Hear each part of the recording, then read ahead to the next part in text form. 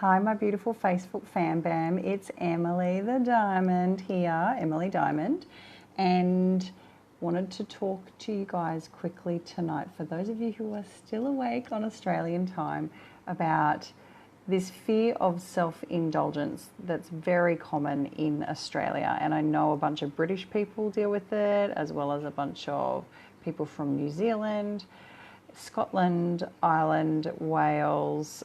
Americans, not so much. They have some different dynamics. But in the colonies, we are very, very good at being fearful of self-indulgent, or being fearful that others will perceive us as self-indulgent. So self-indulgence sits in the basket of selfishness, self-absorption, self-importance, which are all traits that our cultures do not look upon favourably. And one of the contributors to that is tall poppy syndrome, the dynamics around how colonialists used slave labour in our gold mining gold rush era in Australia, of how people who outshone other people in terms of their productivity and their output, and their confidence, were essentially taken down a peg or murdered for standing up, for putting their head above everybody else, for shining, for leading, for making everybody else look bad, essentially. And there's a whole bunch of beliefs and conditioning that we culturally have that have mushed together to form this fear of others perceiving us as self-indulgent. And I struggled with it for like 4 years. And it was the period of time between realizing that I had really unhealthy and unproductive responses to stress. So I had substance abuse and codependent relationships as my strategies for managing the stresses that I had inside. And we have stress from our external environment, things that happen. And then we also have the stress levels that are internalized, which are from either like broken attachment with our families, any type of trauma, sexual abuse, social rejection, things that all happen when we're doing our formation and of our identity, but also obviously traumatic events can happen later in life post that development of our personality, that can also contribute to an internal baseline of increased stress. And then, you got to have a coping strategy for stress. So we either have coping strategies that empower us and nourish us and give us more choices and give us more opportunity and flexibility, and they nourish us and connect us, or we have stress management responses that just get us through, that just get us to the next bit, and allow us to cope and deal with the current situation. And when I identified that I had these really unhealthy and destructive behaviours that kept people distant from me, that obviously were damaging my health, and were compromising my future, my ability to make decisions, to be a fully functional adult, I didn't know, number one, how to resolve those things. I didn't know what strategies to use. I didn't know what resources were available. I went to psychologists, I went to psychiatrists, I went to all different types of therapists. I explored a whole bunch of different alternative modalities, and I was actually in that industry, so that was very easy to explore all those modalities. And I found a lot of stuff that really was helpful, and it was lovely, and all these strategies and techniques. But it took 4 years of little chips, little bits of self-awareness, little bits of reading, taking this from that, and that helped just that little way. But the big shift didn't happen until I started to chip away at the fear of self-indulgence, because I'd been resisting doing intensive focus on myself in terms of intensive therapy or intensive coaching or intensive unconscious change work, while I was concerned that other people would judge that as self-indulgent, because the culture that we live in, this colonialist culture, is you just get on with it. You just get on with it. Don't complain. Don't make a big deal out of it. Just deal with it, just get along. Everybody else is having a hard time too, so you complaining about it just actually makes it harder for everybody else. That's the cultural conversation that we're all walking around with internalized.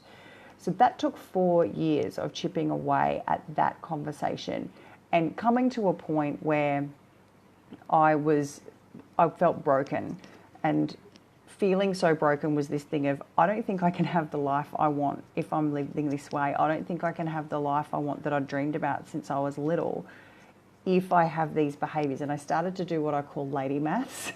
I'd started to calculate out, one of my highest values has always been wanting to have a family and wanting to have children. Like from the time I was like 12, wanting the feeling of being pregnant and all that stuff. And I was a really late bloomer and all of that, but I had these primal drives. And those drives, when I started to confront, hang on, I live my life this way, and this is how I cope with the world and cope with myself and cope with my too muchness and too intenseness and all the things that were, wrong with me, it took me coming to a point of doing the maths and thinking, actually, that life is just not going to happen. That life is completely off the table unless I figure out how to do me, how to work this puzzle called me, this puzzle full of pain and incompletion and social rejection and having been sexually abused and then, forming unhealthy attachments and stuff. I had to figure that puzzle out, and the fear of not having the life that I had always wanted and felt deep inside that was who I was meant to be, that fear got bigger than my fear of self-indulgence. That's what finally tipped me over to take the leap and deal with myself. And that took massive investments of time, attention, energy, patience, engaging support, the amount of money that it cost. All of those things is what it took. And ultimately, it took a tipping of the scale with the fear. It wasn't like suddenly I woke up and I was really inspired. I got more concerned that I wasn't going to get to have a nice life and fulfill on what mattered to me, carry through the values that my parents gave me that I appreciated and wanted to further in the world. And also was one of those, I'm still this way. I look at the world and I see how it can be better. I see the potential, I see the opportunity that we all have with simple changes and simple shifts, and that has never gone away. But it wasn't like those were the things that motivated me. No, it was actually the fear of a life of heartbreak that motivated me finally. So I wanted to come in on that. I've just finished my daily planning for the day. I do a daily planning process that assists with our stress response. If you guys have ever done one of my programs, you would have seen one of these. It's a strategy that we use for feeding our illusion of control, which really helps with our stress response. Control is a nice concept.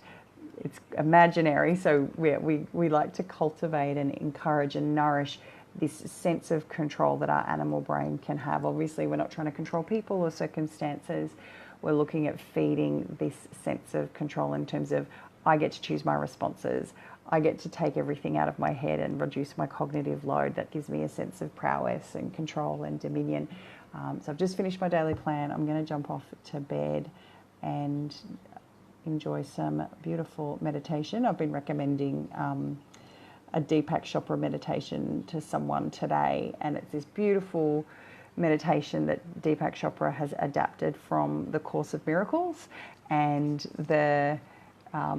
every meditation is so radically different, right? To me, I really like priming meditations because I like audio. I like listening to things because then it rolls around in my head like a song and or movie lyrics. I'm one of those people.